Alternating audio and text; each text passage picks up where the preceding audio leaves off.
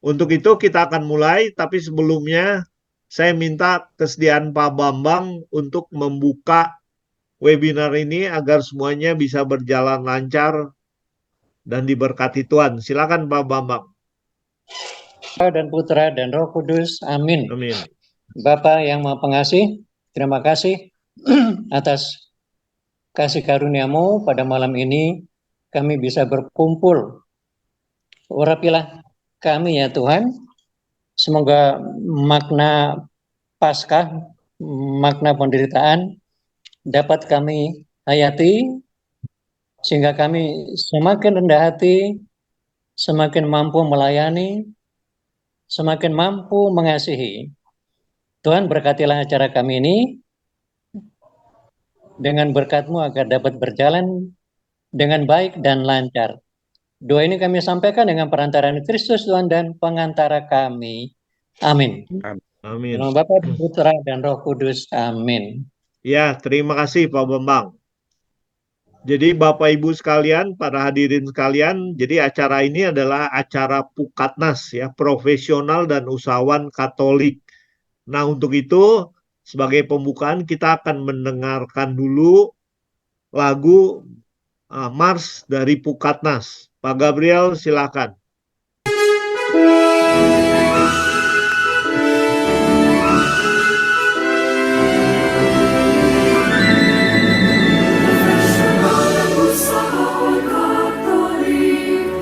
Bekerja bagi Kristus, saling mengasihi, saling menguatkan, kita layani bersama. Bekerja dan berbuat, itulah semboyan hidupku, dengan talenta dan karyaku, ku muliakan Yesus Tuhanku. Semboyan hidupku, dengan talenta dan karyaku, ku muliakan Yesus Tuhanku.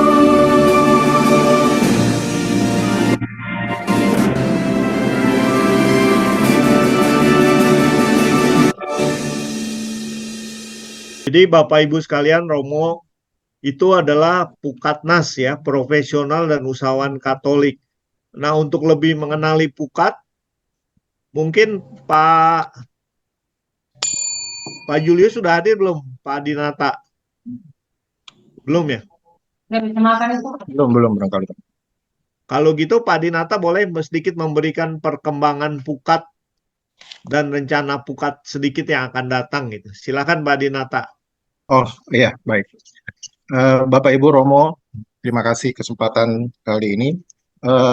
Profesional dan usahawan Katolik sekarang sudah ada di 27 keuskupan dan keVKPan, dan sejak tahun 2013 Pukat ini semuanya terbentuk mulai di Surabaya tahun 1987, kemudian berkembang sampai sekarang di 27 keuskupan dan keVKPan.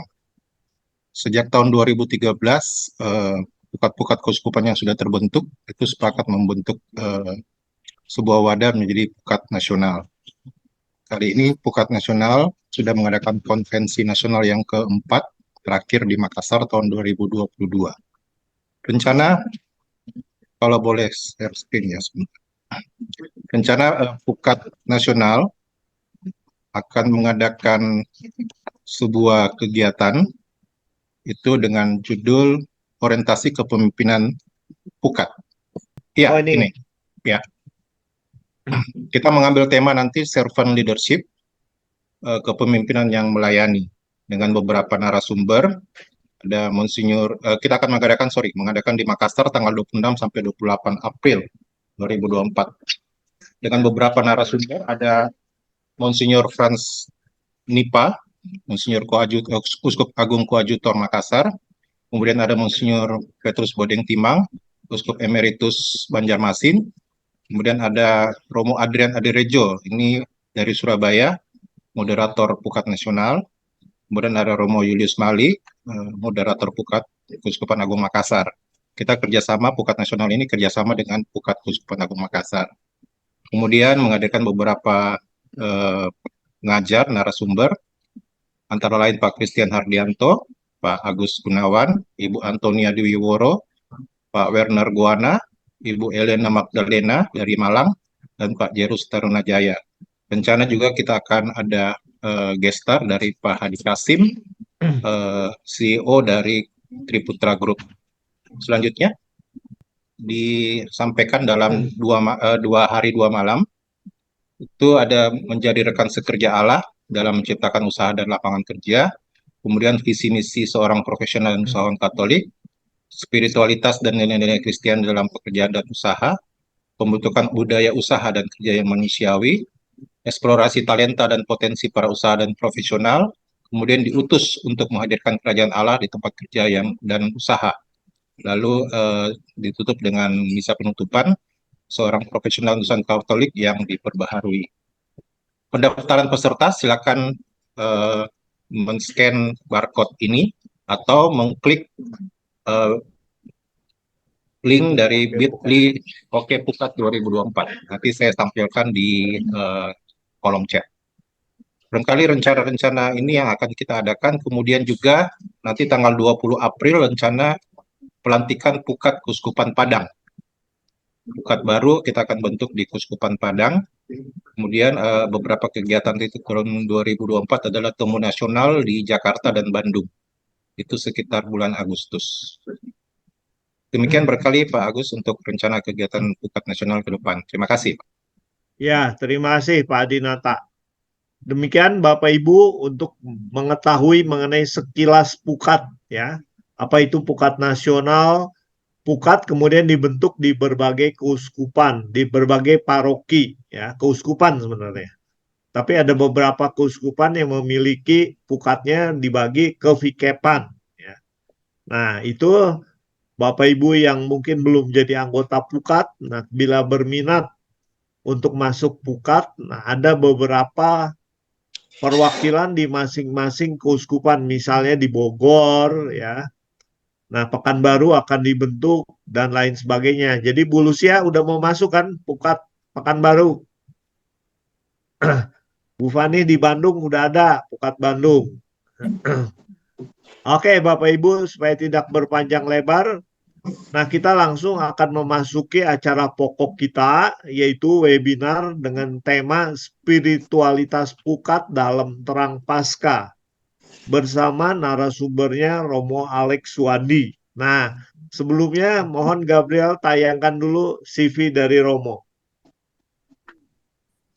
Nah, supaya Bapak Ibu mengenal, nah Romo, nama lengkapnya adalah Romo Dr. Alexander Irwan Suwandi, PR, Projo. Nah, pengalamannya beliau sebagai Ketua Komisi Kateketik, Kitab Suci, dan Liturgi Keuskupan Padang dari tahun 94 sampai 2001, dilanjutkan 2011 sampai 2018. Kemudian Ketua Komisi Komunikasi Sosial Keuskupan Padang, Moderator BPK Padang, Kepala Paroki Katedral Padang, anggota pengurus BPN Badan Pelayanan Nasional Karismatik Katolik tahun 2006 sampai 2021, Ketua Yayasan Prayoga Padang 2011 sampai 2022, anggota Komisi Pendidikan KWI 2012-2018, kemudian Romo menjadi Vikjen Keuskupan Padang 2015 sampai 2019, dan Administrator Diosesan Keuskupan Padang 2019 sampai 2021, dan saat ini Romo Alex itu menjadi Ketua Yayasan John Paul II di Pekanbaru. Itu sekilas mengenai pengalaman pekerjaan Romo, lahir dan sebagainya, dan tabisan Bapak Ibu bisa lihat di sebelah kiri ya. Kelahiran Romo tanggal 5 September 1959. Jadi sama saya kurang lebih cuma beda 10 hari Mo. Ya. Jadi kita seumuran. Tabisan Romo di Padang 9 Agustus tahun 86. Nah, pendidikannya tadi ya, Dokter Spiritualitas Universitas Gregoriana di Roma. Nah, terima kasih Gabriel. Nah, itu mengenai CV Romo. Nanti mungkin kalau ada yang kurang, Romo silakan langsung menambahkan. Waktu dan tempat saya serahkan kepada Romo ya untuk memaparkan materi. Nanti dilanjutkan dengan tanya jawab, Romo. Saya serahkan. Terima kasih Romo atas kesediaannya. Silakan Romo. Baik Pak Agus, selamat malam Pak Agus. Terima kasih. Selamat Malam. malam Bapak Ibu semua. Malam. Selamat malam, Romo. Ini screen-nya ya. Ini judul kita ya, spiritualitas pukat dalam terang Paskah. Pukat ini bisa diganti dengan siapapun.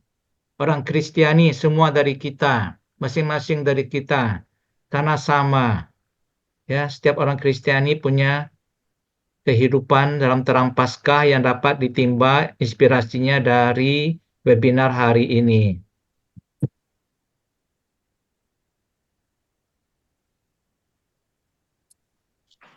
Oke, pertanyaannya, apakah Bapak Ibu kenal Allah? Nah, Kenal ya? Nah, Kenal. Betul ya? Saya tanya, Allah yang bagaimana? Allah yang macam mana? Allah yang jumpai seperti Allah Maha Baik, yang berbelas kasih, berbelas yang kasih, Maha Rahim, Maha yang Maha Rahim, Baik, yang Allah yang Maha melayani. Esa.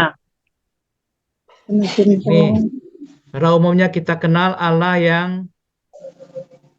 sebagai pencipta. Allah menciptakan langit dan bumi. Dan bumi Allah Maha Kuasa. Allah yang bercitra dengan bisa manusia.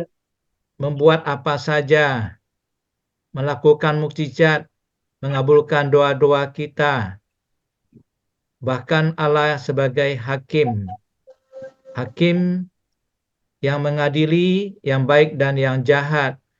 Mengganjar orang yang baik, menghukum orang yang jahat dan berdosa. Lalu kita kenal Allah yang bagaimana? Karena Allah yang kita gambarkan dan kita hayati, itulah yang kita punya hubungan pribadi dengan Allah. Dan itulah juga namanya spiritualitas kita. Di spiritualitas itu artinya adalah kita hidup dalam bimbingan roh Allah yang kita imani. Kata dasarnya adalah spiritus. Spiritus itu roh. Nah, kadang-kadang kita kenal dalam bahasa Indonesia, kata spiritus itu kan semacam zat yang dipakai untuk menghidupkan lampu stromking dulu ya, kalau kita masih ingat. Nah, spiritus itu cepat menguapnya, bukan? Demikian juga penghayatan kita akan Allah cepat menguap seiring dengan gambaran kita tentang Allah. Kalau gambarannya salah, maka penghayatan iman kita salah. Kalau gambaran kita benar, penghayatan kita bagaimana kalau mengalami kesulitan. Inilah yang kita bahas pada hari ini. Yesus berkata dalam kitab suci, ya, dia tujukan kepada orang Yahudi dulu kan, kamu berkata dia adalah Bapa kami, dia adalah Allah kami, padahal kamu tidak mengenal dia, tetapi aku mengenal dia. Pertanyaan yang sama bisa ditujukan kepada kita. Kita bilang tadi kita kenal Allah. Jangan-jangan Yesus bilang bukan Allah yang itu. Allah saya beda dengan gambaranmu sekarang, katanya. Maka nanti kita lihat apakah gambaran kita sama atau kita perlu memperbaharuinya. Yesus juga berkata, ya Bapa, aku mengenal engkau dan aku telah memberitahukan siapakah engkau kepada mereka dan aku akan memberitahukannya. Maka Yesus akan mewartakan dan mewujudkan wajah Allah yang macam mana kepada kita. Maka kita menimba inspirasi dari masa Prapaskah dan Paskah yang baru saja kita jalani. Karena ini sangat aktual, masa Paskah, maka saya memilih bahwa spiritualitas kita dari terang Paskah. Karena juga ada adagium lex orandi, lex credendi. Apa yang kita doakan, itulah yang kita imani dan kita percayakan. Dan lex credendi, lex vivendi. Apa yang kita percaya, itulah juga yang kita laksanakan dalam hidup. Maka nanti kita melihat secara liturgis dalam masa Prapaskah dan Paskah ini, gambaran macam apa Allah itu ditampilkan oleh gereja. Dan apakah gambaran itu cocok dan selama ini kita tampilkan? Atau kita malah sama dengan orang Yahudi dulu, orang Farisi dulu, yang justru dikritik oleh Yesus. Ya, nanti kita lihat. Masa Prapaskah, kita lihat, kita flashback ke belakang sedikit. Masa Prapaskah itu berlangsung dari Rabu Abu sampai Kamis Putih. Ya. Jadi bukan sampai Sabtu Suci. Karena sering orang pikir mulai Rabu Abu sampai Sabtu. Enggak. Dalam gereja Katolik dikatakan itu Rabu Abu sampai Kamis Putih. Ada tradisi gereja lain, gereja Ortodoks itu lain lagi. Dia mulai dengan hari Senin sesudah masa Prapaskah yang pertama. Ya. Mungkin berakhir mereka sampai hari Sabtu Suci. Nah, itu berlangsung 40 hari. Dalam gereja Katolik, mungkin jarang kita hitung ya. 40 hari itu berapa? Kalau kita hitung betul-betul, itu tidak termasuk hari Minggu. Hari Minggu tidak termasuk masa Prapaskah. Karena dia merupakan Paskah kecil hari Minggu. Ya. Dalam bahasa Latin, masa Prapaskah itu disebut Quadragesima. Itu masa 40 hari. Di selama 40 hari. Paus Yohanes ke-23 mengatakan, Prapaskah diawali dengan Rabu Abu, itu dengan ritus di kepala. Betul ya, kita sudah menerima abu. Berakhir dengan Kamis Putih, dengan ritus di kaki. Jadi bukan berakhir dengan malam Paskah. Bukan. Dia berakhir dengan Kamis Putih. Dan itu punya makna. Satu di kepala mulainya, berakhir di kaki. Mulainya di kepala kita, berakhirnya di kaki sesama, bukan di kaki kita. Maka dia punya makna yang selama ini mungkin tidak kita pikirkan. Pada hari Rabu Abu kita menerima abu di kepala atau di dahi. Dan imam berkata, bertobatlah dan percayalah kepada Injil.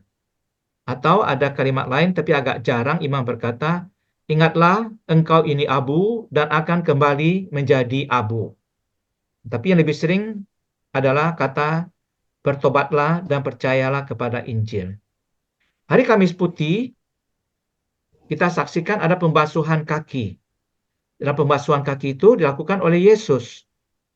Yang dipraktekkan, digambarkan, direpresentasikan oleh imam. Dan sanalah Allah yang terwujud dalam diri Yesus melayani manusia. Jadi mulai dari kepala manusia, berakhir di kaki manusia yang lain. Bukan pribadi. Bukan orang yang sama. Nah, angka 40, mengapa kita berpuasa dan berpantang 40 hari, masa Prapaskah, angka 40 simbolik. Ya, dalam tradisi Ibrani itu angka 40 itu berarti genap, utuh, satu periode. Nah, kita lihat angka 40 itu dalam kitab suci. Yesus berpuasa 40 hari di padang gurun. Ya, kita tahu. Maka kita meniru puasa Yesus 40 hari. Nabi Nuh berada 40 hari di atas bahtera karena ada air bah. Lalu Musa 40 hari berada di Gunung Sinai. Dia bertemu dengan Allah menerima 10 perintah Allah. Bangsa Israel berada 40 tahun di padang gurun. 40 tahun, bukan 40 hari. 40 tahun itu satu generasi. Semua orang yang keluar dari Mesir menuju ke tanah terjanji itu mati. Jadi yang masuk adalah keturunan mereka. anak cucu mereka. Nabi Elia selama 40 hari berjalan ke Gunung Horeb. Dan di Ninive kita kenal dengan cerita Nabi Yunus. Ya, ketika Yunus memberitakan pertobatan, mereka berkabung 40 hari bertobat sehingga Allah tidak jadi menjalankan janji bahwa mereka akan dimusnahkan. Itulah angka 40. Nah, selama masa Prapaskah 40 hari itu gereja melaksanakan retret agung. Kita merenungkan diri. Kita memeriksa batin dan mengolah hidup kita. Apa yang dilakukan oleh gereja? Ada 3 hal. Pada hari Rabu Abu, Injil dibacakan adalah Injil Matius bab 6 ayat 1-18. 3 kewajiban agama yang biasanya ada dalam setiap agama, termasuk juga agama kita, agama Katolik.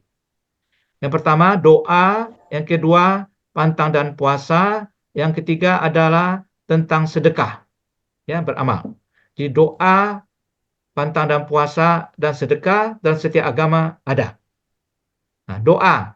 Doa yang kita jalani masa Prapaskah adalah ada pendalaman iman di lingkungan-lingkungan atau di kelompok-kelompok kategorial. Ada juga doa jalan salib pada hari Jumat Suci. Ada juga pengakuan dosa menjelang 1-2 minggu sebelum Paskah. Lalu kedua, pantang dan puasa. Dalam kitab hukum kanonik, Codex Iuris Canonici, ya, kanon 1251, dikatakan bahwa pantang itu hari Jumat sepanjang tahun. Nah, termasuklah pantang setiap hari Jumat pada masa Prapaskah. Sedangkan pantang dan puasa hanya 2 hari, Rabu Abu dan Jumat Agung. Nah, kalau Bapak Ibu mau memperpanjangnya selama masa Prapaskah, ya silakan. Mau berpantang Senin Kemis tambah Jumat, ya silakan. Tapi Senin Kemis bukan pantangnya orang Katolik. Itu lebih pantang di budaya tertentu, ya, termasuk juga orang Yahudi dulu berpantang Senin dan Kemis. Nah, dalam hukum, kitab hukum kanonik, pasal 1252 dikatakan yang berpantang adalah yang berumur 14 tahun ke atas. Berpantang artinya tidak makan, tidak minum makanan atau minuman yang menjadi kesukaan kita. Sedang berpuasa adalah yang berumur 18 sampai 60 tahun. Jadi sampai 60 tahun. 60 tahun tidak. Sampai dengan 59. 60 tahun ke atas tidak wajib. Kalau mau boleh. Ya, tapi sering orang sampai tua pun seakan-akan dia wajib berpuasa. Tidak. Dalam hukum gereja tidak. Jadi sangat lunak hukum gereja kita, bahkan memberikan kepada kita keringanan banyak, karena yang mau dituju adalah lebih kepada bagaimana kita mengolah batin kita. Sedekah. Dalam kitab suci disebut sedekah, bukan amal. Sedangkan di sini kita lebih condong menyebut amal. Dan itu kita lakukan dengan aksi puasa pembangunan, yang sebetulnya juga dilakukan bertahap, bahwa hasil pantang dan puasa itulah yang kita masukkan ke dalam celengan, dan itulah yang merupakan mati raga kita yang kita serahkan pada hari Jumat Agung misalnya. Ada juga aksi sosial, ya, bantuan dari seksi sosial paroki atau seksi sosial panitia Paskah, misalnya memberikan bantuan sembako kepada orang-orang yang membutuhkan, entah beras, entah minyak, gula, dan sebagainya. Ada juga kegiatan donor darah dan sebagainya. Nah, sering kita katakan orang beramal itu memberikan sesuatu yang baik kepada orang lain yang membutuhkan. Tapi sebetulnya pendapat itu dari segi akar kata sedekah tidak tepat. Karena sedekah itu berasal dari bahasa Ibrani, itu adalah sedekah. Sedekah itu artinya adil, keadilan. Jadi kita memberi kepada orang itu adalah supaya adil. Karena kita berlebih. Jadi bukan karena kebaikan kita memberi kepada orang. Tapi adalah kewajiban kita memberi karena kita sudah berlebih. Tuhan menitipkan rezeki yang berlebih itu kepada kita, sehingga kita wajib berbagi kepada orang yang berkekurangan. Itu artinya sedekah.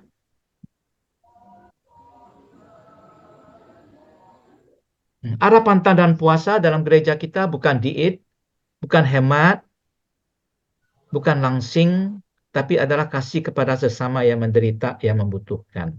Ya, kita tahu semua itu. Nah, dari mana itu? Kita ambil dari Yesaya bab 58 ayat 6 sampai 7.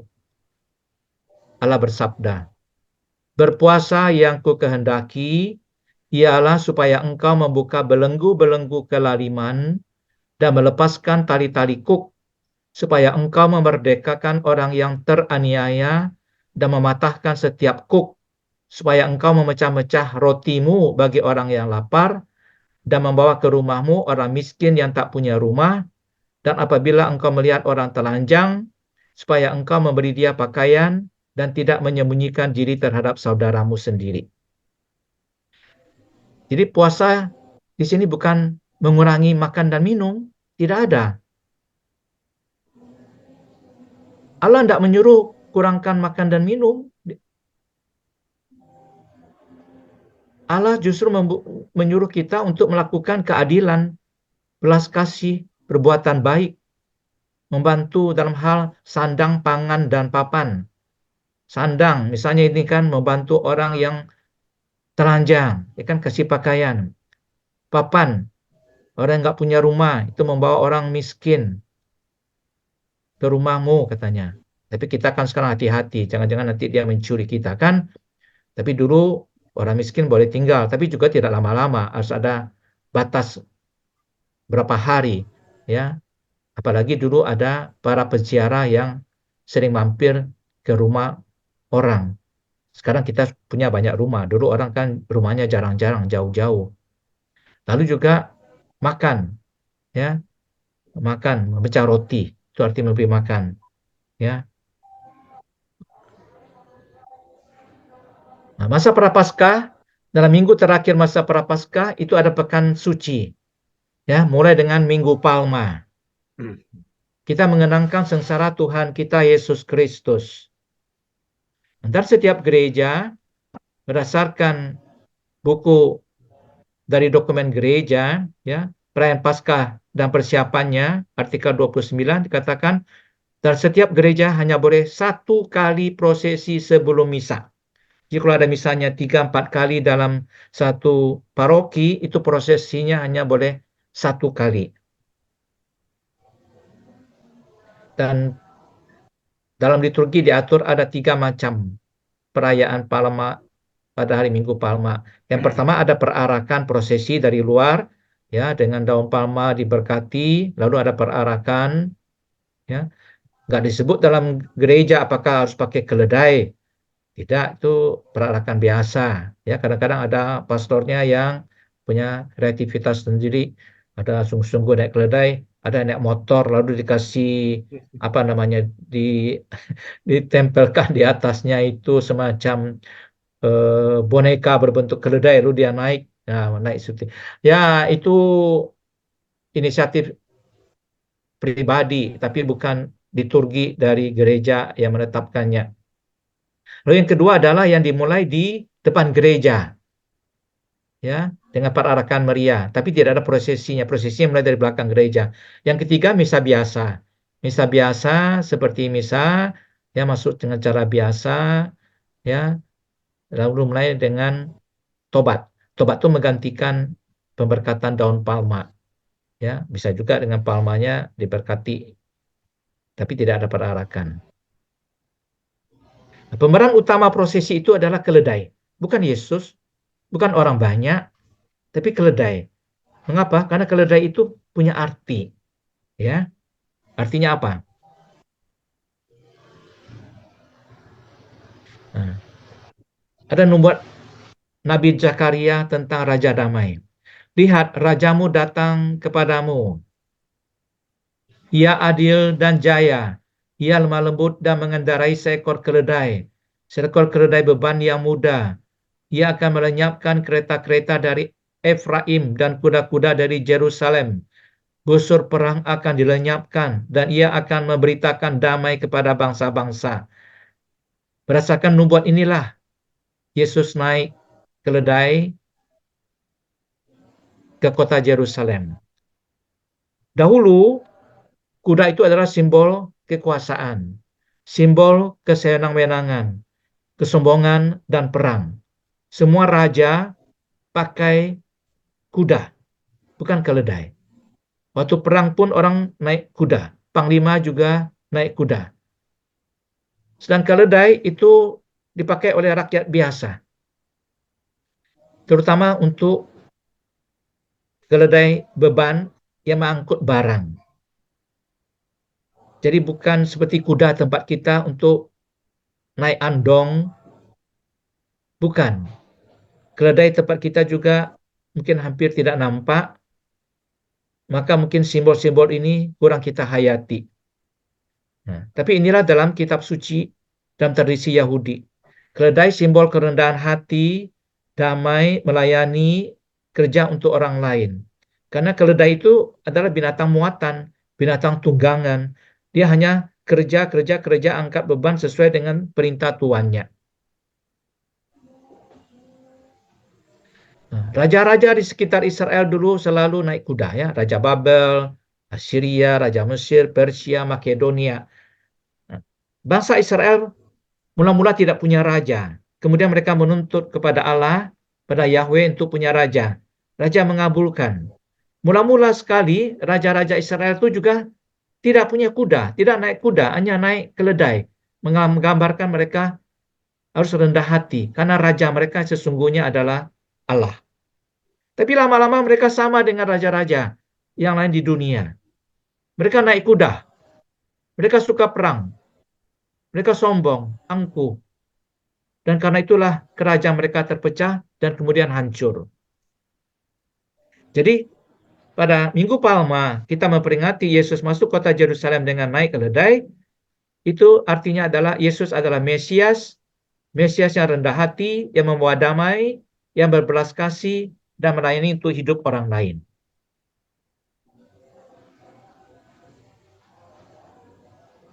Ketika Yesus naik keledai ini, ada dua tipe orang. Yang pertama murid-muridnya. Murid-murid Yesus itu melemparkan pakaian mereka di atas keledai. Ya, itu seperti Elia yang juga melemparkan jubahnya kepada Elisa. Elisa menjadi murid Nabi Elia dan dia mengikuti semangat spiritualitas dari Nabi Elia. Maka para murid juga melemparkan pakaiannya itu untuk menunjukkan juga bahwa mereka mau mengikuti Yesus sebagai Mesias yang rendah hati, yang melayani, yang berbelas kasih. Tetapi juga ada orang banyak yang bersorak-sorai, Hosana, Hosana, dan kemudian melemparkan pakaian mereka di jalan, supaya keledainya jalan di atas pakaian mereka. Itu sikapnya tidak sama. Itu sama seperti orang menyambut raja yang pulang perang yang menang. Mereka melemparkan pakaian itu tandanya tunduk kepada raja yang menang. Maka masyarakat pada waktu itu mengelulukan Yesus sebagai raja yang akan menang, yang akan membebaskan mereka dari bangsa Roma. Mereka tidak lagi dijajah oleh bangsa Roma, tapi menjadi bangsa yang merdeka. Itulah mereka harapkan Yesus menjadi seorang tokoh revolusioner, seorang Mesias politik, dan bukan Mesias religius. Tapi kemudian mereka kecewa, kita tahu. Maka pada hari Jumat Agung, mereka yang mengeluh-elukan Yesus, yang memuji-muji Yesus, mereka juga yang berseru, salibkanlah dia, salibkanlah dia. Jadi orang yang memuji kita adalah orang yang sama yang mengkhianati kita. Inilah dia. Pada hari Minggu Palma kita dapat palma yang sudah diberkati. Dalam dokumen gereja dikatakan, ranting-ranting palma diberkati untuk dibawa dalam prosesi. Kaum beriman dapat menyimpan ranting-ranting palma itu di rumah Mereka diingatkan akan kemenangan Kristus yang mereka rayakan dalam prosesi Palma. Ya, jadi daun palma ini dibawa pulang, disematkan di antara dua tangan Yesus yang disalibkan, dan disitulah kita melihat Yesus yang menang, cinta menang atas kebencian. Setiap kali kita melihat salib yang ada daun palma, kita melihat juga hati kita yang harus berdamai. Maka setiap kali kita ada pertengkaran di rumah, kita mau berdamai karena Yesus membawa damai dalam hidup dan keluarga kita. Inilah arti daun palma yang kita bawa pulang.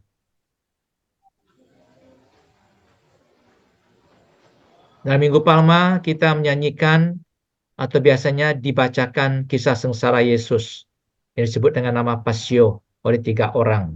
Ya, 3 orang ini laki-laki semua. Nah, kisah sengsara adalah kisah yang pertama kali ditulis dalam bagian Injil. Jadi Injil tidak ditulis mulai dari Yesus lahir dan berakhir pada Yesus wafat dan bangkit. Bukan. Injil ditulis pertama-tama adalah bagian sengsara, wafat, dan kebangkitan Yesus. Pelan-pelan baru ditambah dengan kisah mujizat Yesus, ditambah lagi dengan ajaran-ajaran Yesus, baru kemudian terakhir ditambah dengan kisah masa kanak-kanak dan kelahiran Yesus. Begitu Injil ditulis. Sedangkan kita membacanya dari awal sampai akhir, seakan-akan Injil itu ditulis runtut begitu, tidak. Dan bagian Injil yang pertama sekali ditulis adalah Injil Markus. Dan yang paling tua dari Injil Markus itu adalah kisah tentang Yesus yang wafat itu. Yesus wafat, disalib. Kisah sengsara wafat Yesus itu ditulis sekitar tahun dan sebelum tahun 36. Jadi kalau Yesus wafat tahun 30, 6 tahun sesudahnya itu sudah ada tulisan tentang kisah sengsara Yesus. Dari mana kita tahu dan apa buktinya? Nah, buktinya dari kitab suci Injil Markus. Kalau kita buka Injil Markus bab 14 ayat 53, itu kisahkan tentang Imam Agung yang menghukum mati Yesus. Tidak disebutkan namanya. Namanya kita tahu, yaitu Kayafas. Tapi dalam Injil Markus tidak ditulis namanya. Dalam Injil yang lain, Matius, Lukas, dan Yohanes, ditulis namanya, Kayafas. Imam Agung itu ada namanya. Tapi khusus dalam Injil Markus, tidak. Mengapa? Berarti pada saat Injil itu ditulis, Kayafas itu masih hidup. Sehingga orang tahu ketika disebut jabatannya Imam Agung, orang tahu namanya Kayafas. Sedangkan ketika Injil lain, bagian Injil yang ditulis, ketika disebut Imam Agung, Imam Agungnya sudah berganti namanya. Bukan Imam Agung yang dulu yang menghukum Yesus, tapi Imam Agung yang lain. Oleh karena itu harus ditulis siapa nama Imam Agung yang menghukum Yesus, yaitu Kayafas. Itulah buktinya. Ya, sama seperti kita sekarang menyebut nama Paus. Kita sebut Paus, orang sudah tahu langsung Fransiskus. Tapi kalau kita harus menyebut Paus Yohanes Paulus II, harus sebut namanya. Ya kan? Sama dengan kita sebut nama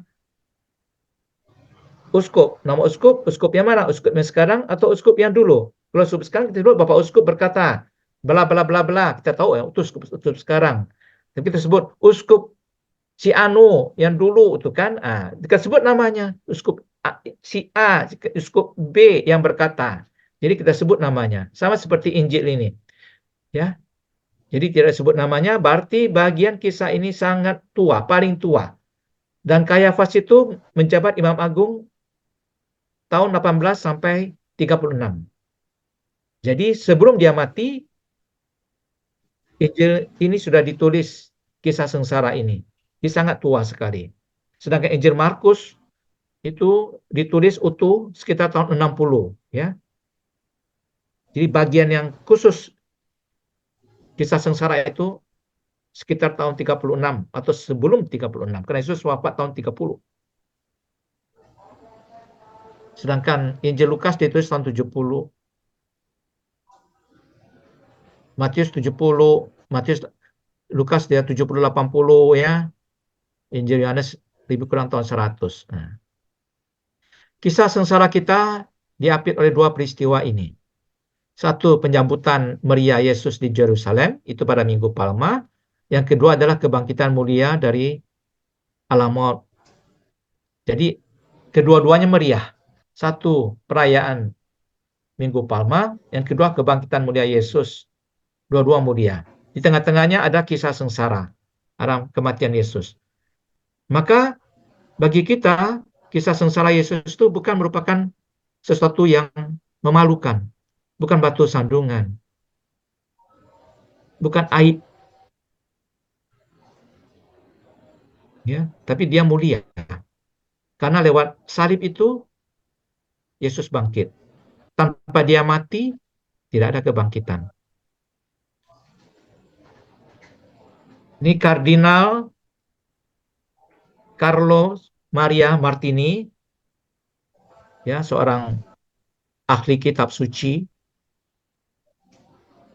Uskup Agung Milan, bekas rektor Institut Biblikum di Roma, sangat terkenal, ya, berkata, sementara orang-orang takwa dan berbagai keyakinan berpaling kepada Allah dan berseru kepadanya pada saat penderitaan mereka, umat Kristiani menghadap Tuhan pada saat sengsaranya.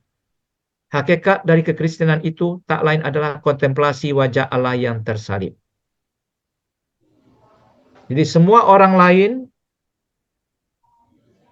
itu berpaling kepada Allah, berdoa kepada Allah saat dia sakit, saat dia menderita, sangat dia membutuhkan.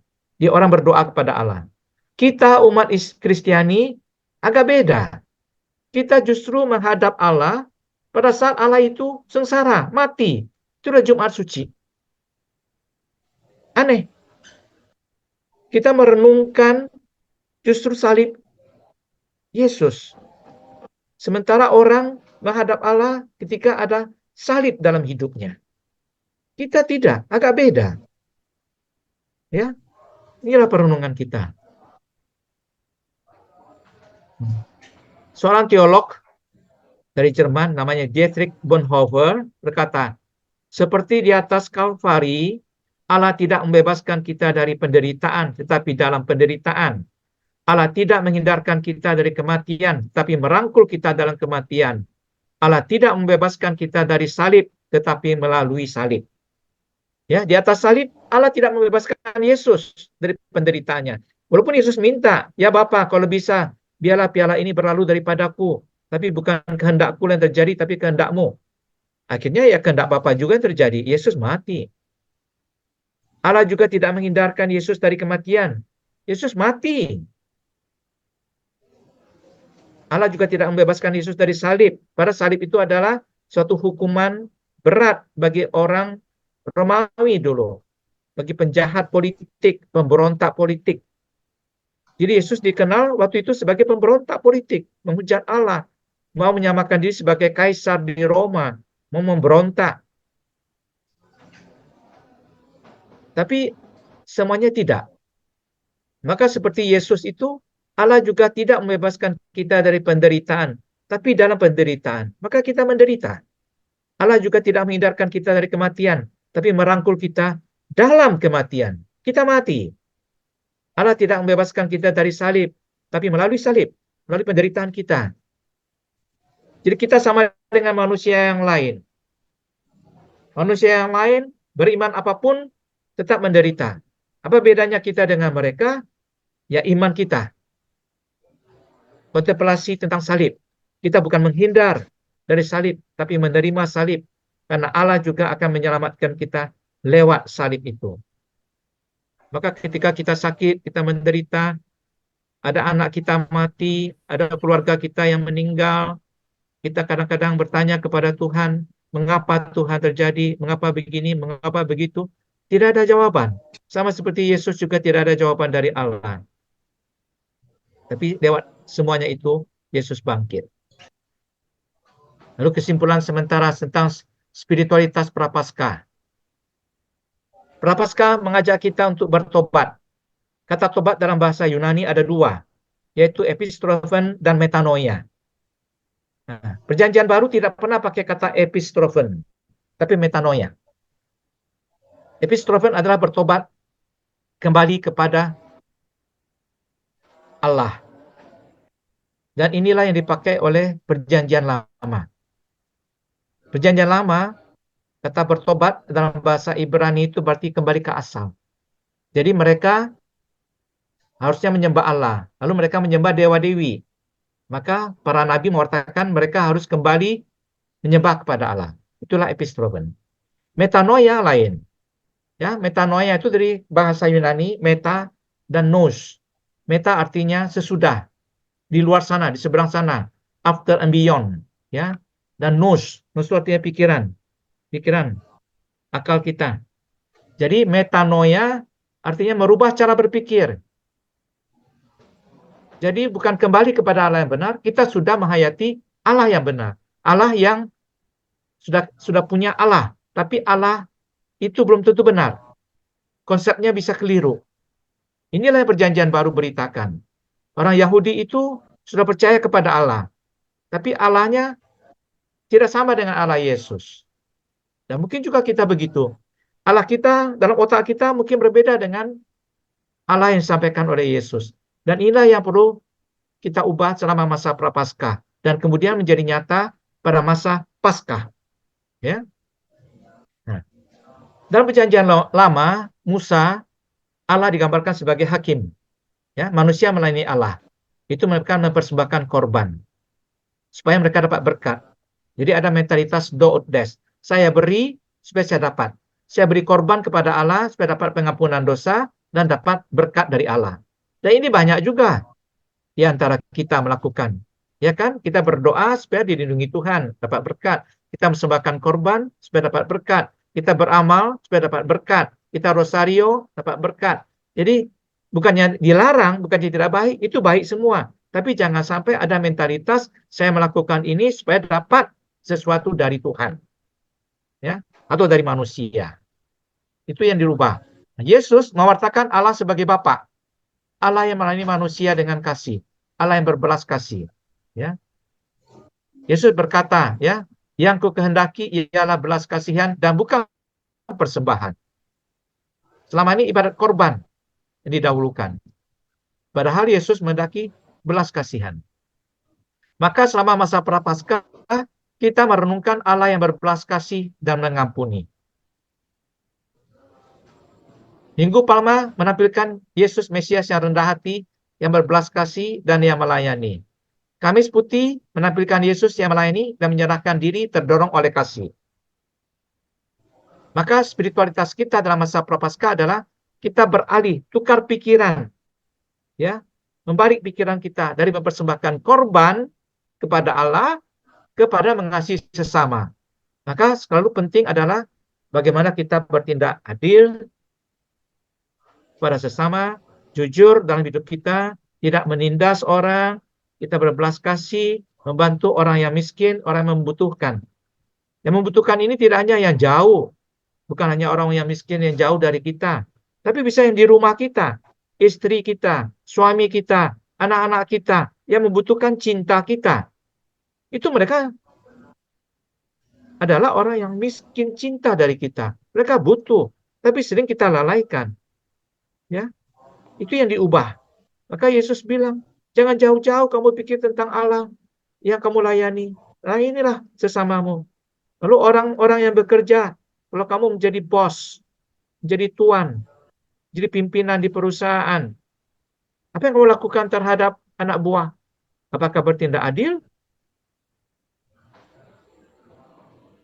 Jadi kalau kita aktif di gereja dalam masa Prapaskah, tetapi melakukan ketidakadilan, ya itu belum bertobat namanya. Lalu masa Paskah itu disebut ya Trihari Paskah. Dalam bahasa Latin disebut Sacrum Triduum Paschale. Trihari Paskah suci. Yang kita sering sebut Trihari Suci. Ya. Trihari Suci itu mulai dari misa perjamuan malam terakhir, hari Kamis Putih, sampai dengan ibadat sore Minggu Paskah. Jadi 3 hari. Kamis Putih, Jumat Suci, Sabtu Suci, ya, Sabtu malam Paskah, dan hari Paskah pada sampai Minggu sore. Itu dia. Jadi hari Paskah 3 hari penyaliban dan pemakaman serta kebangkitan Kristus. Nah, inti iman kita justru di sini. Sengsara, wafat, dan kebangkitan Tuhan Yesus. Ya. Inti iman kita sengsara, wafat, dan kebangkitan Yesus. Bukan kelahiran Yesus. Maka Paskah merupakan perayaan besar. Bukan Natal. Kalau tidak ada Paskah, tidak ada Natal. Yesus tidak bangkit, berarti Yesus manusia biasa. Pasti Natalnya tidak dirayakan karena dia manusia biasa.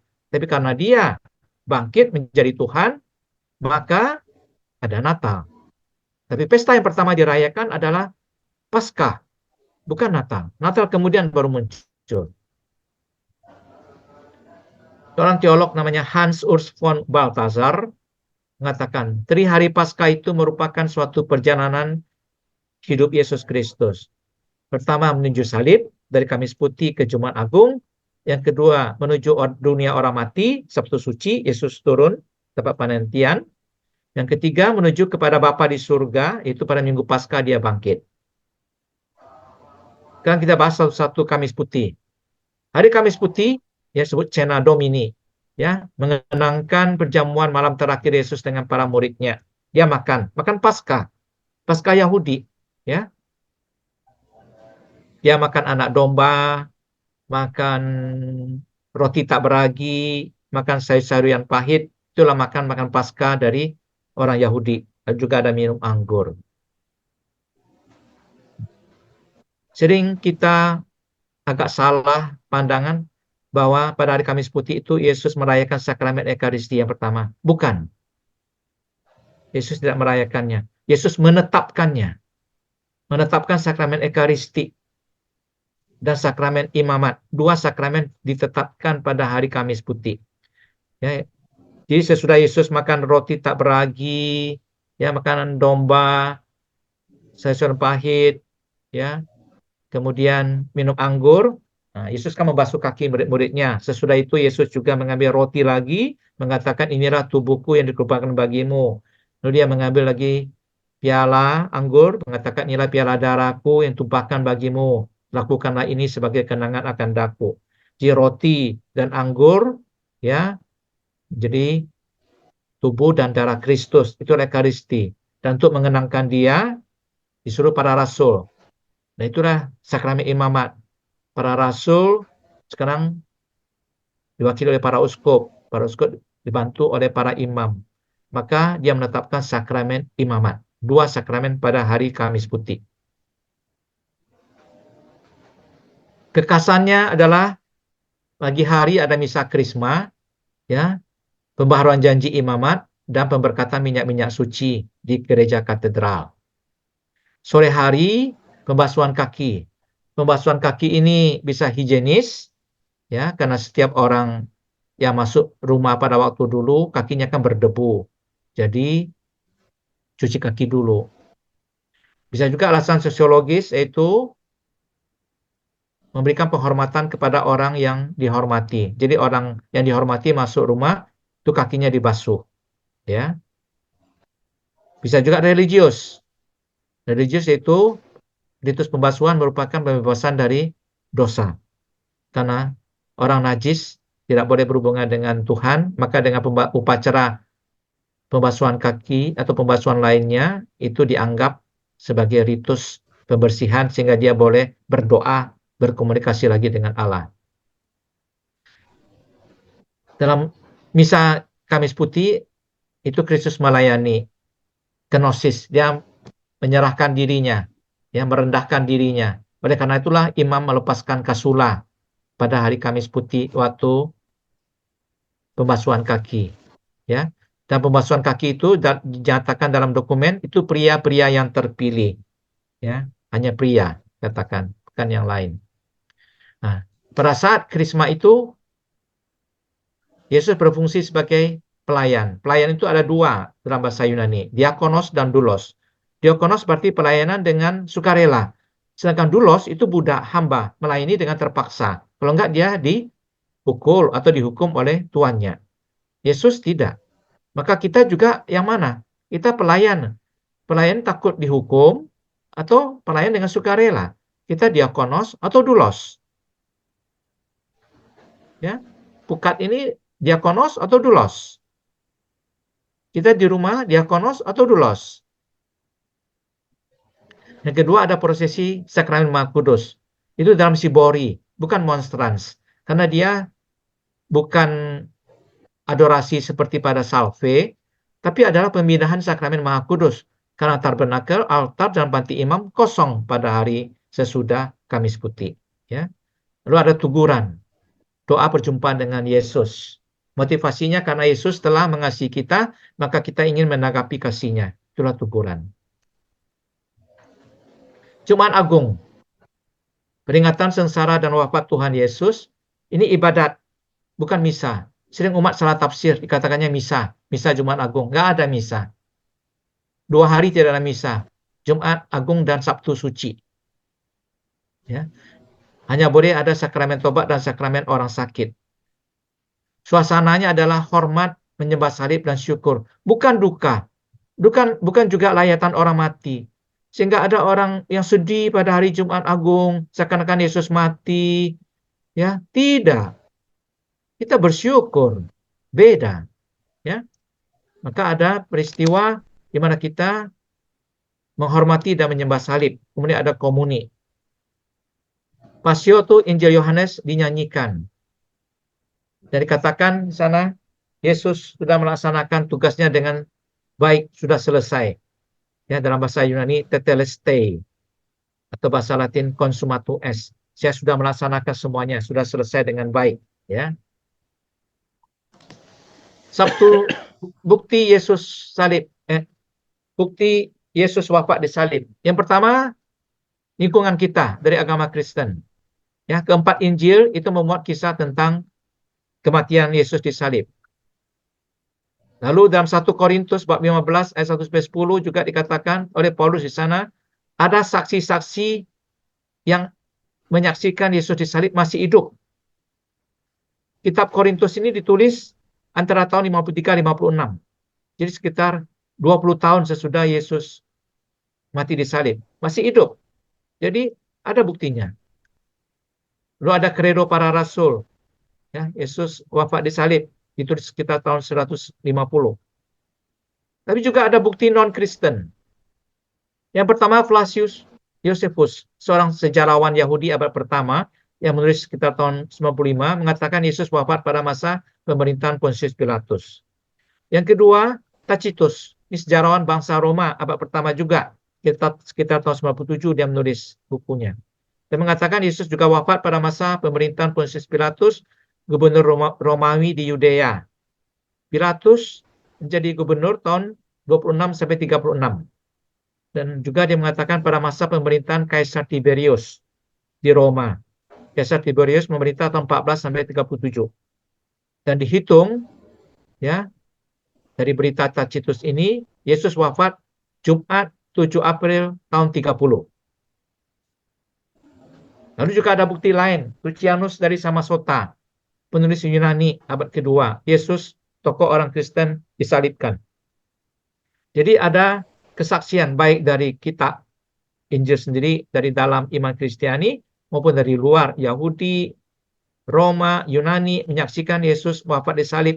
Maka kalau ada pandangan mengatakan Yesus tidak wafat, yang wafat itu adalah Yudas atau Petrus atau orang yang disamarkan yang mirip dengan wajah Yesus, itu tidak benar. Tidak benar. Karena bertentangan dengan bukti. Kalau mereka tidak percaya bukti dari Injil, ya bukti di luar non-Injil ada. Bukti sejarah. Ahli sejarah yang menulis. Itu mereka semuanya tidak Kristiani, kafir. Mana mungkin mereka bikin yang salah. Ya.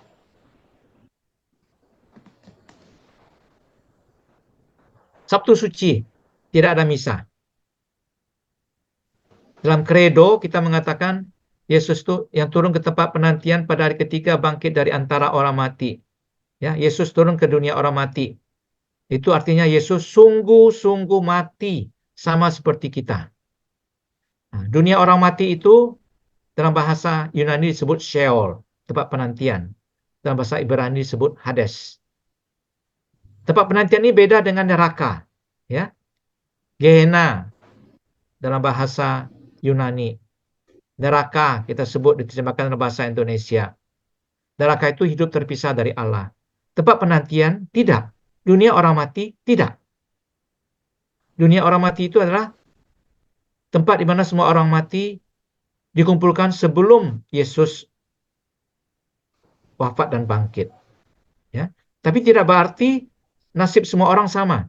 Itu kita lihat cerita Lazarus yang miskin yang diterima Allah, yang diterima di pangkuan Abraham. Orang kaya sangat menderita, Lazarus yang miskin bahagia.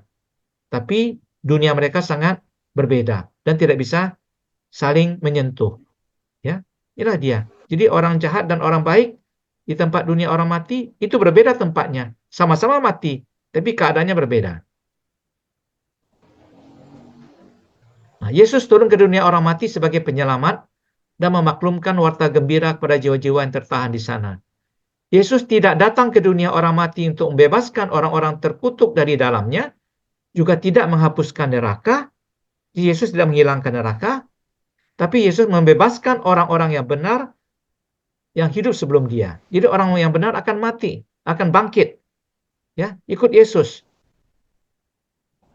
Dengan demikian Kristus turun ke dunia orang mati agar orang-orang mati mendengar suara Anak Allah, suara Yesus, dan mereka mendengarnya akan hidup. Itulah, jadi Yesus menghidupkan, membawa orang yang mati sebelum dia ke surga. Itu artinya Yesus turun ke tempat penantian. Malam Paskah. Apa yang terjadi pada malam Paskah? Malam tirakatan, ya. Malam Yesus bangkit. Yesus bangkit jamnya, detiknya kan kita tidak tahu. Jadi kalau kita baca seluruh Injil, itu Yesus bangkit pada saat Sabtu malam hingga Minggu pagi. Sebelum fajar menyingsing. Ya, itulah Vigili Paskah. Diadakan malam, bukan sore. Dia tidak boleh ketika matahari belum terbenam. Ya, dan berakhir sebelum fajar. Karena Yesus bangkit sebelum fajar. Ya, sebelum matahari terbit. Kita baca Injil Yohanes, demikianlah ya saat Yesus bangkit ditemukan makamnya kosong. Nah, Paskah adalah hari raya tertinggi, ya, lebih besar daripada Natal. Ya. 4 bagiannya, upacara cahaya, liturgi sabda, liturgi baptis, liturgi ekaristi, dan kita semua tahu. Liturgi sabda itu panjang, ya. Dahulu ada 7 bacaan perjanjian lama, 2 perjanjian baru. Kini hanya dibacakan 3 perjanjian lama dan 2 perjanjian baru. Yang diambil kitab Kejadian, lalu kitab Keluaran, dan kitab Yehezkiel sekarang. Tapi kan sekarang ada ganti Mazmur baru. Bukan yang lama. Nah, sering orang salah. Mazmur baru itu diambil Mazmur 1, yang pertama, yang kedua, yang ketiga. Padahal bacaannya itu adalah yang pertama, yang ketiga, dan yang ke-7. Jadi sering Mazmurnya itu kalau tidak hati-hati, pemazmurnya menyiapkan diri dan menyanyikannya salah. Tidak sesuai dengan bacaannya. Ya. Nah, dalam masa malam Paskah itu kita mengenangkan, disebut namanya anamnesis, mengenangkan peristiwa masa lalu dan menghadirkannya secara nyata pada saat sekarang. Bacaan pertama tentang penciptaan Allah. Kita kenangkan dahulu Tuhan menciptakan alam semesta baik adanya. Manusia diciptakan sungguh amat baik. Penciptaan oleh Allah gratis. Sekarang ketika kita mendengarkan kisah itu, bukan hanya sekedar masa lalu. Kalau tidak ada artinya Paskah bagi kita. kita kenangkan anugerah dan kebaikan Tuhan yang gratis dalam hidup kita. Udara, air, orang tua, guru, kenalan, orang-orang lain yang berbaik hati kepada kita. Ini kita kenangkan. Jadi ada aplikasinya. Bacaan kedua dan ketiga itu tentang masa-masa yang paling sulit dalam sejarah umat Israel, yaitu mereka menjadi budak di Mesir dan dibuang di Babilonia. Bacaan kedua dari kitab Keluaran. Apa yang kita kenangkan? Dahulu umat Israel yang berada dalam perbudakan di Mesir, Allah menyelamatkan mereka dengan mengutus dan lewat Nabi Musa. Sekarang apa yang kita kenangkan? Kita kenangkan saat-saat sulit dalam hidup kita. Tuhan telah menyelamatkan kita dengan mengutus dan lewat berbagai orang baik. Entah itu orang tua kita, famili kita, sahabat kita, kenalan kita, dokter, imam, orang tidak kita kenal, dan lain-lain. Semua orang itu bisa menjadi sarana untuk menolong kita. Allah menolong kita lewat orang-orang lain. Dan kita bersyukur. Inilah malam Paskah. Bacaan ketiga, kitab Yehezkiel. Apa yang kita kenangkan? Dahulu umat Israel berada di pembuangan di Babilonia. Situasi ini lebih buruk daripada di Mesir. Sebab ketika itu bangsa Israel sudah sampai di tanah terjanji. Namun karena berdosa berat, karena mereka menyembah berhala dan saling berebut kekuasaan, mereka dihukum dan dibuang oleh Allah ke Babilonia. Di pembuangan, keadaan ini lebih buruk daripada di Mesir. Sebab mereka tidak hanya menderita secara fisik, tetapi juga mental. Karena mereka merasa diri berdosa dan dihukum Tuhan. Mereka putus asa dan merasa tidak layak mendapatkan pengampunan dari Tuhan. Tapi lewat Nabi Yehezkiel, Allah bersabda kepada mereka, aku akan menjemput kamu, aku akan membawa kamu kembali ke tanahmu, aku akan mentahirkan engkau. Jadi Allah berjanji membawa pulang mereka kembali ke Israel. Bahkan bukan hanya itu, Allah menganugerahkan hati yang baru. Kamu akan kuberi hati yang baru, roh yang baru kutaruh dalam hatimu. Rohku akan kuberikan diam di dalam batinmu. Nah, kini pada malam Paskah itu kita kenangkan saat-saat gelap dalam hidup kita, saat-saat kita jatuh dalam dosa, kita sakit, kita rugi, kita bangkrut, kita putus asa, kita hidup tanpa pengharapan, kita ditinggalkan orang, kita dibuang orang, dan lain sebagainya. Jika kita masih hidup sekarang ini, itu pertanda bahwa banyak anugerah Tuhan yang telah kita terima dari Tuhan dan dari orang-orang lain. Maka kita bersyukur. Maka ada makna bacaan kitab suci itu pada malam Paskah. Lalu menyusul dua bacaan, yaitu epistola tentang makna baptisan dari Roma bab 6 dan Injil tentang kebangkitan. Ya. Musuh yang paling akhir dikalahkan Yesus adalah maut dan kematian. Maka pada malam Paskah, karena Yesus sudah bangkit, maka hadiah terbesar dari kita adalah kita tidak takut mati. Ketakutan kita, semua manusia adalah mati. Mengapa? Karena terpisah dari orang yang kita kasihi. Ketakutan lain adalah masuk neraka, terpisah dari Allah, sumber kebahagiaan. Tapi dengan kebangkitan Yesus, maka kita hidup. Ada life after life. Hidup raga kita mati, tapi hidup kekal kita yang kita terima sejak baptis ada. Maka bios kita mati, tapi zoe, yaitu hidup kekal kita, hidup terus. Inilah artinya kebangkitan. Itu artinya Paskah. Lewat baptisan, maka kita ikut serta dalam kemenangan Yesus. Oleh karena itu, pada misa arwah hari pemakaman, lilin Paskah dinyalakan dekat peti mati kita. Sebagai tanda bahwa kematian orang Kristiani adalah Paskah pribadinya. Tapi ini sudah jarang dilaksanakan kalau kita taruh jenazah di rumah duka. Kadang-kadang lilin Paskahnya nggak dibawa. Tapi kalau jenazah dibawa gereja, maka di gereja pasti diletakkan lilin Paskah di samping peti jenazah. Ya, oke. Nah, sekarang kita harus tahu ini. Walau kita punya kitab suci, agama Kristiani kita bukan agama yang berpusat pada kitab suci. Tidak, kita berpusat pada pribadi Yesus. Kenapa? Yesus tidak mati. Tokoh agama lain sesudah memberikan kitab, mereka mati, yang tinggal kitabnya. Yesus beda. Yesus tidak mati, dia hidup. Maka agama Kristiani berpusat pada pribadi Yesus, bukan pada kitab. Maka yang utama pada agama Kristiani bukan hukum. Bukan hukum-hukum kita melaksanakan secara legalis. Ya, seperti agama Yahudi dan Yesus kritik. Tapi relasi kasih dengan Allah yang mengasihi. Inilah yang berubah. Maka kita kenangkan Allah yang lebih dahulu mengasihi kita, bahkan ketika kita masih berdosa. Jadi Allah itu adalah kasih, dan kita bersyukur karena Allah adalah kasih.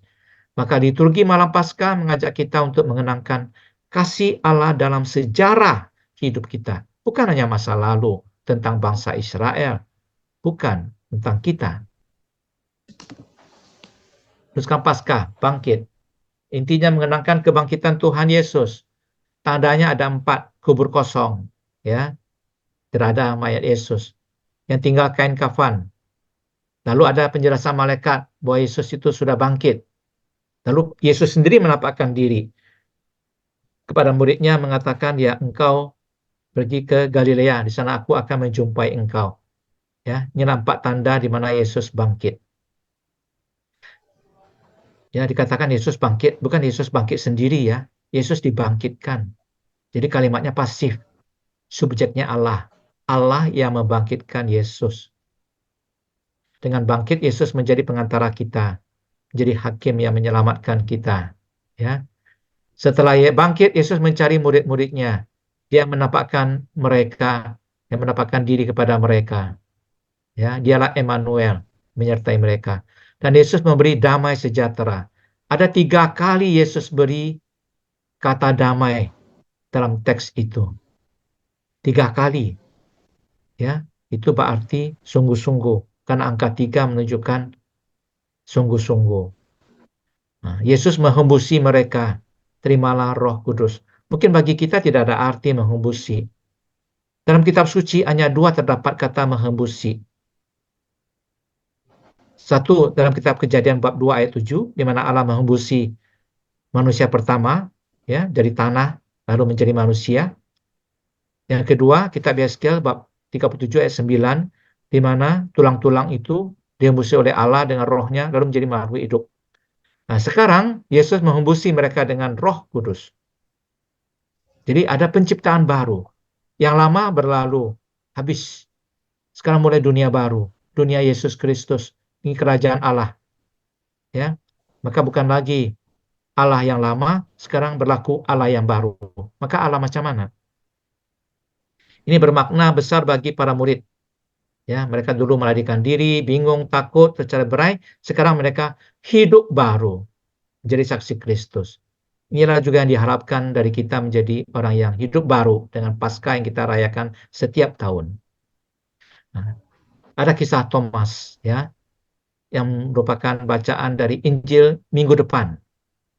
Thomas disebut juga Didimus. Didimus artinya dalam bahasa Yunani kembar. Thomas itu kembaran siapa? Bukan kembaran kita. Dia kembaran Yesus.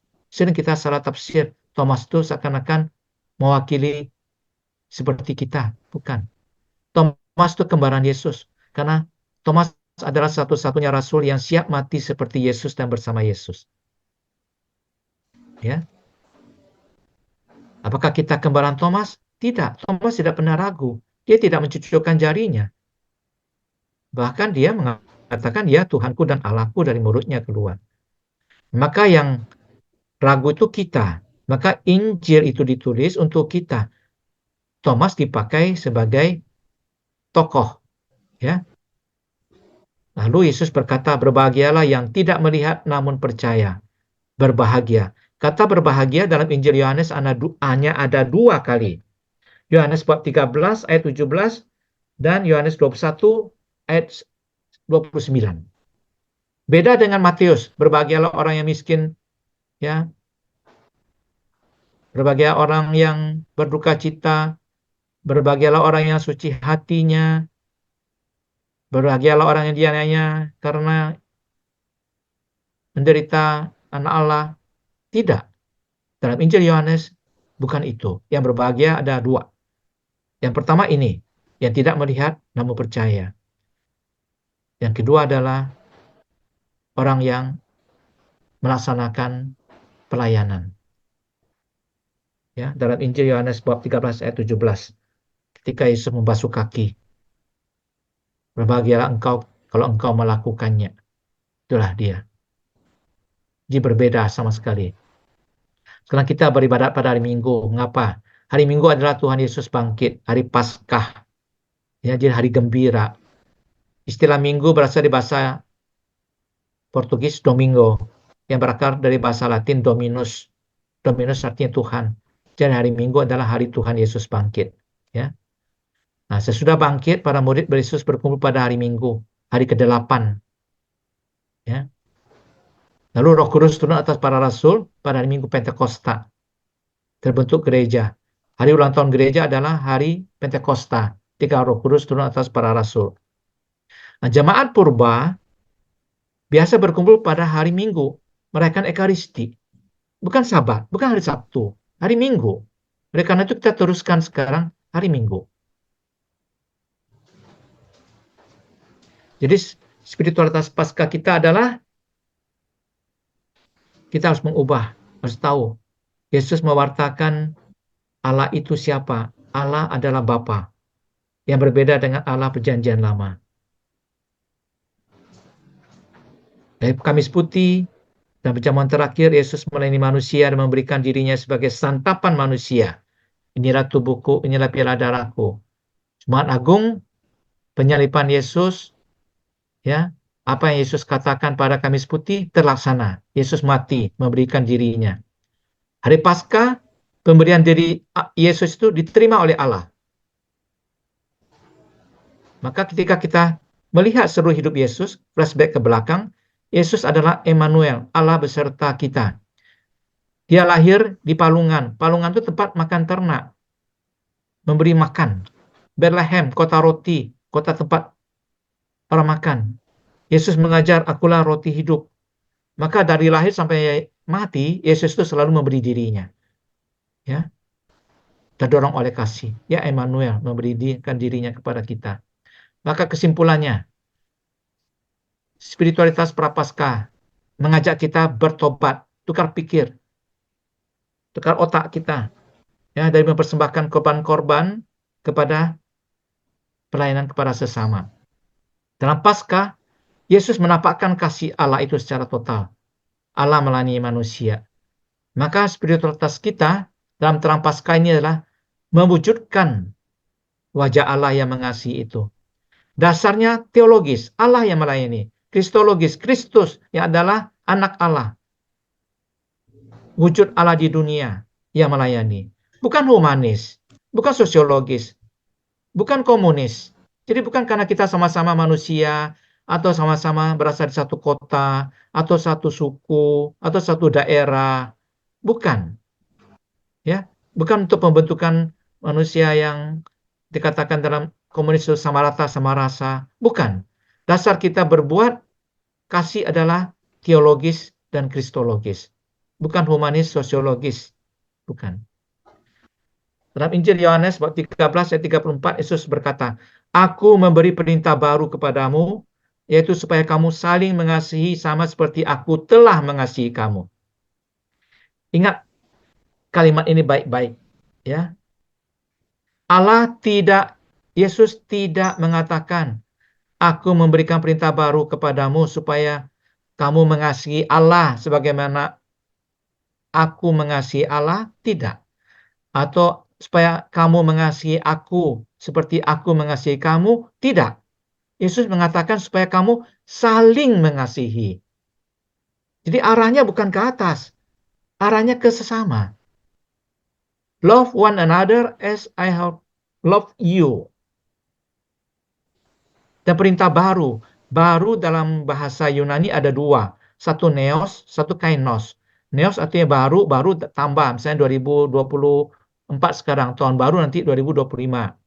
Tidak dalam arti itu. Baru di sini kainos. Kainos itu baru dalam kualitas, mutu. Karena mutunya bagus, maka menggantikan seluruhnya. Maka sabda Yesus dalam perjanjian baru ini menggantikan seluruh perjanjian lama. Yang bertentangan dengan kasih Allah. Maka inilah yang Yesus wartakan dan yang kita hayati selama masa Prapaskah dan Paskah. lex orandi, lex credendi. Apa yang kita rayakan dalam liturgi kita, itulah yang kita percayai, itulah yang kita imani. Lex credendi, lex vivendi. Apa yang kita imani, itulah yang kita hidupi. Maka inilah penyampaian saya dalam webinar ini. Supaya kita hidup sesuai dengan apa yang disampaikan dalam liturgi masa Prapaskah dan Tri Hari Suci, Tri Hari Paskah. Kita hidup baru. Sekian dan terima kasih. Selamat Paskah. Demikian Pak Agus dan Bapak Ibu sekalian. Ini ada pertanyaan refleksi kalau mau. Ya, bagaimana kita menghayati spiritualitas Paskah selama ini? Kita condong ibadat kepada Allah atau melayani sesama? Kebanyakan dari kita lebih condong tentang rohani, bukan? Ibadat. Padahal dia lebih condong kepada pembaharuan hidup untuk kasih kepada sesama. Yang kedua, apakah ada mentalitas do ut des?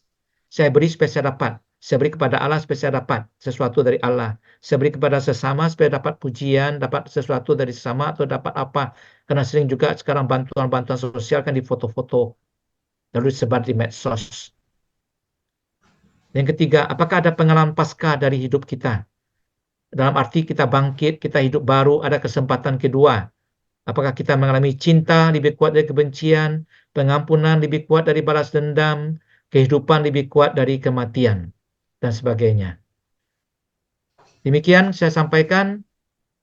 Sekian dan terima kasih. Kalau ada pertanyaan silakan. Kalau ada yang mau sharing tentang pertanyaan ini, ada baik juga untuk dibagikan kepada sesama. Demikian Pak Agus.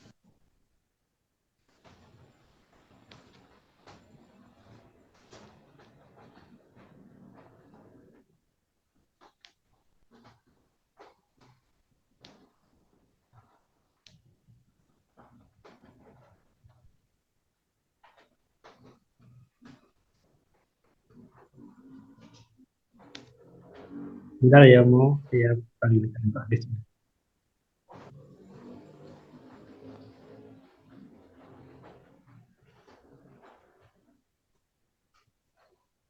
Oke.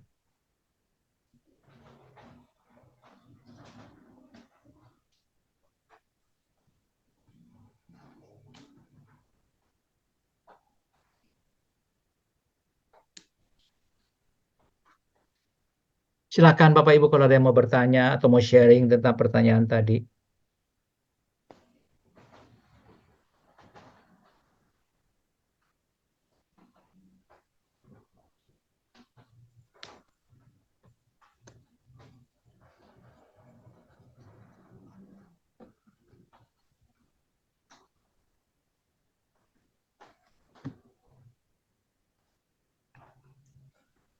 Mau tanya Pastor, Ya, tadi pada Kamis Putih pembasuhan kaki itu kaum laki-laki, ya. tetapi di paroki ada yang kaum perempuan karena ketiadaan kaum laki-laki lagi. Apakah diperbolehkan itu? Kalau menurut liturgi dokumennya laki-laki. Menurut tradisi Iya. laki-laki. Tapi kalau dikatakan ketiadaan laki-laki di paroki, masa 12 nggak ada laki-laki. 12 orang Justru, laki-laki tidak ada. Tapi justru itu. kalau misalnya sekarang dilakukan, paus pun pada hari Kamis Putih yang baru lalu ini, 12-nya perempuan semua. Karena dia merayakan Kamis Putih di penjara wanita. Ya, tahun-tahun sebelumnya juga ada laki-laki, ada perempuan. Bahkan ada yang Muslim, ada yang non-Kristiani juga. Tapi tahun ini perempuan 12-nya. Karena di penjara itu penjara wanita. Nah, Iya, iya. sekarang ya kalau di liturgi laki-laki sih. Disebutkan belum ada perubahan dari dokumennya. Ya, berarti penyetaraan aja ya. Supaya ya sekarang kan apalagi jumlah penduduk kan kaum wanita lebih banyak. Ya, betul. Wanita lebih banyak. Tapi liturginya nggak mengatakan karena wanita lebih banyak maka boleh dicampur ada laki-laki dan perempuan. Enggak, karena dia kan menggantikan para rasul, ya kan, para rasul laki-laki. Maka ada tafsiran juga itu bukan mewakili para rasul tapi mewakili manusia. Yesus melayani manusia. Jadi tergantung tafsiran teologisnya, sehingga liturginya juga berbeda. Tapi dalam dokumen gereja belum diganti. Ini juga mengarah kepada Paus sekarang, mengapa dia melibatkan wanita, karena Paus sekarang lebih banyak juga memperhatikan wanita dalam gereja. Barusan kan juga ada lektor, ya kan, yang dikeluarkan dokumennya oleh Paus diakui wanita. Sebelumnya tidak resmi itu, sekarang resmi. Sekarang lagi dibicarakan dibentuk suatu komisi untuk mempelajari diakon wanita. Apakah wanita boleh jadi diakon? Diakon tertapis. Kalau imam tidak mungkin katanya, sudah tertutup. Tapi kalau diakon masih ada diskusi. Jadi ini agak mungkin juga nanti agak terpecah pemikiran umat kan. Begitu. Oke, terima kasih. Ya.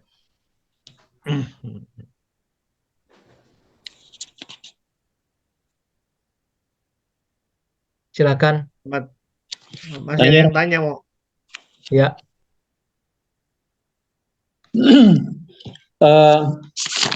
Puasa dan pantang. Itu kalau kita hayati, kita lakukan, itu kita bisa menghemat anggaran makan dalam sebulan. Ya. Kemudian kita alokasikan untuk dana APP dan berbagi. Ya. Lalu mengenai sedekah tadi. Ya. Dalam Injil kan ada persepuluhan. Ya. Nah, kalau gereja denominasi persepuluhan itu menjadi wajib. Ya. Kalau Katolik yang saya dengar itu tidak menekankan persepuluhan. Iya. Ini pendapat Romo. Ya, betul Pak. Saya koreksi sedikit Pak.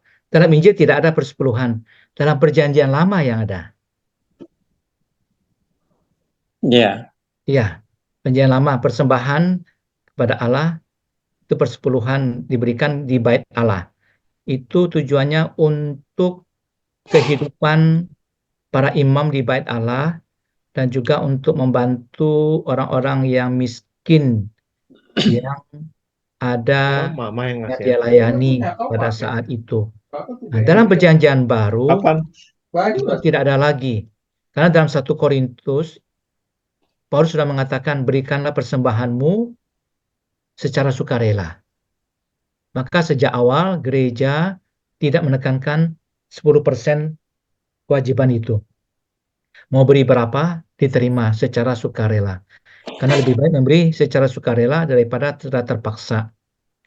Jadi tujuannya sama, itu memberikan kepada gereja untuk running cost gereja, untuk kehidupan para imam gereja, untuk membantu orang miskin, ya kan, bayar listrik, beli hosti, beli anggur, membayar pegawai, dan seterusnya. Ya, tapi tidak ada angkanya. Mau lebih boleh, mau kurang pun tidak apa-apa. Pastornya tidak tanya, nah tidak dicatat sudah 10% atau belum. Gitu. Ya. Bebas Pak. Ya. Makasih Romo. Malam Romo, udah selesai Mo ya? Iya. Masih ada pertanyaan? Sudah. Ya Kak, kalau gitu saya ambil alih dulu Mo ya. Ya Bu, ya Pak. Oke. Bapak Ibu sekalian, terima kasih atas pengajaran Romo yang memberikan pengertian kepada kita beberapa hal yang mungkin banyak yang belum kita mengerti. Nah, untuk itu terima kasih sekali lagi Romo Alex atas pencerahan yang sudah diberikan pada kami semua. Nah, semoga hal-hal baru ini akan lebih membuka pengertian kami terhadap tradisi yang ada di gereja, kebiasaan-kebiasaan, sehingga kami boleh mengimaninya dengan lebih baik.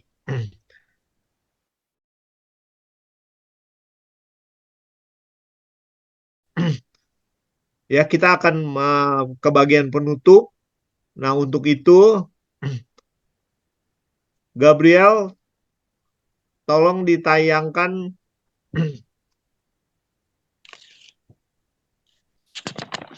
ya. Nah, Romo, jadi kami dari Pukatnas akan memberikan ucapan terima kasih dan piagam penghargaan kepada Romo yang sudah memberikan webinar pada malam hari ini. Nah, untuk itu saya persilahkan Pak Julius. Pak Julius, tadi saya lihat hadir. Kalau dingin. Yang lalu kan kita berikan di KSD pakai alasir, tapi kan dia Halo Pak Julius. Pak Dinata, Pak Julius masih ada? Ya, tadi sudah sempat Oh, pamit. udah pamit ya, oke. Ya, jadi Ya, kalau gitu saya tidak wakilin apa-apa aja ya. diwakilkan Pak Agus. Ya, oke. Ya, silakan Pak. Romo, jadi kami Ya, mengucapkan terima kasih dari Pukatnas atas kesediaan dan waktu Romo untuk melayani kami semua. Nah, ini adalah kenang-kenangan yang kami berikan dalam hal ucapan terima kasih. Nah, mungkin bisa berguna buat Romo. Nanti kami akan kirimkan Mo ya ini jadi di secara online dulu. Nah, nanti kami akan kirimkan ke Romo atau kami kalau Romo membutuhkan secara itu kami kirimkan atau nanti kami kirim lewat online. Ya, terima kasih Romo atas semuanya, atas pencerahan yang sudah diberikan kepada kami. Mudah-mudahan Romo juga nanti tidak bosan-bosan kalau Pukat atau Pukatnas meminta kembali ke Romo untuk pengajaran-pengajaran yang terkait dengan gereja dan iman bagi yang perlu diketahui oleh para pengusaha dan profesional. baik. Kiranya Romo tidak bosan Mo ya. Ya, bersedia Pak Agus. Ya, Sudah kenal terima lama kasih kita Romo. kan. Ya. Oke Romo, itu terima kasih. Dan kemudian Bapak Ibu sekalian, untuk acara berikutnya bulan depan ya. Nah, saya akan mentayangkan acara apa kita di Pukatnas ini pertemuan pada bulan Mei yang akan datang. Silakan Gabriel. Nah, kita akan belajar kembali bersama Romo Ferry Sutrisna Wijaya, imam dari Keuskupan Bandung yang terkenal dalam dia banyak melakukan pelayanan dalam bidang lingkungan ya, sehingga di Lembang juga dia punya suatu tempat pelatihan, tempat pertemuan ya orang-orang Bapak Ibu boleh menginap di sana ya. Nah, yang dilayani oleh umat-umat dari Lembang, penduduk sekitar ya, kita juga akan belajar sedikit banyak mengenai budaya Sunda. Nah, tapi untuk webinar bulan depan kita akan lebih belajar apa itu ekonomi Fransiskus ya, ekonomi dari Paus Fransiskus. Nah, apa sih karakteristiknya, apa sifatnya dan bagaimana kelebihan-kelebihannya akan kita pelajari ya. Nah, untuk itu Bapak Ibu jangan lupa nanti hari Selasa tanggal 7 Mei 2024, Selasa minggu pertama bulan Mei ya, kita akan berjumpa kembali dengan webinar berikutnya mengenal ekonomi Fransiskus. Terima kasih Gabriel.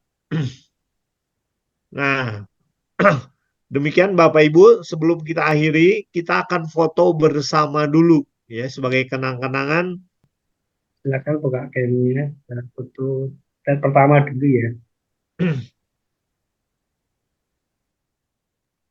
Oke, 1, 2.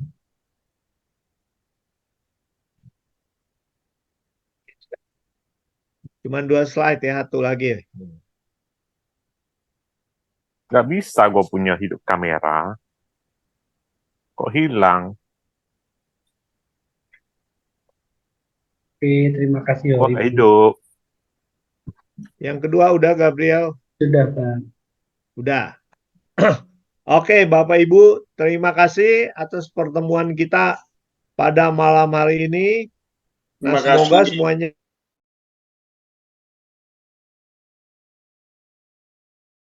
lewat grup. Apa Romo udah membagikan belum ya? Belum. Nanti kita tutup, saya bagi di grup. Ya. Nanti kalau Bapak Ibu yang nggak ada di grup, yang belum masuk grup, nanti kami akan bagikan kepada wakil-wakilnya aja, ya. Nah, sebagai penutup, kami mohon Romo memberikan berkat buat kami dan memimpin doa penutup. Romo Alex, saya persilakan. Baik, Bapa dan Putra dan Roh Kudus. Amin. Amin. Allah Bapa yang Maha Baik, puji syukur kehadiran-Mu atas anugerah berkat dan rahmat-Mu Engkau berikan kepada kami, terutama hidup dan berkembang dalam kasih-Mu yang Kau berikan kepada kami lewat Yesus Kristus, lewat orang-orang yang kami jumpai, yang kami kenal, bahkan juga lewat orang-orang yang tidak kami kenal, yang telah memberikan kehidupan, kesehatan, dan sebagainya yang berlaku untuk kebaikan kami. Engkau juga telah menuntun kami untuk ikut webinar ini. Engkau telah mencurahkan rahmat-Mu, telah mengerti dan mengenal Allah yang kami imani, dan Engkau juga ingin agar kami menindaklanjutinya dalam hidup kami sesuai dengan iman yang kami hayati dalam liturgi dan kami nyatakan dalam hidup kami. Berkatilah kami untuk tidur pada malam ini, bebaskanlah kami dari segala yang jahat. Semoga kami dapat bangun kembali dengan segar esok pagi dalam melaksanakan tugas dan pekerjaan kami. Berkatilah semua orang terlibat dalam kegiatan pukat ini, semoga pukat tetap berkembang dan dapat menyampaikan juga kasih-Mu kepada orang-orang yang membutuhkan. Demi Kristus, Tuhan dan pengantara kami. Amin. Tuhan bersamamu. Dan bersama rohmu. Saudara sekalian, diberkati oleh Allah yang Maha Kuasa, Bapa dan Putra dan Roh Kudus. Amin. Selamat malam. Selamat malam. Terima kasih, Romo. Terima kasih. Terima kasih Bapak Ibu atas semua kehadirannya dan partisipasi dalam webinar ini. Ya, sampai berjumpa di webinar berikutnya. Selamat malam, Tuhan berkati. Malam.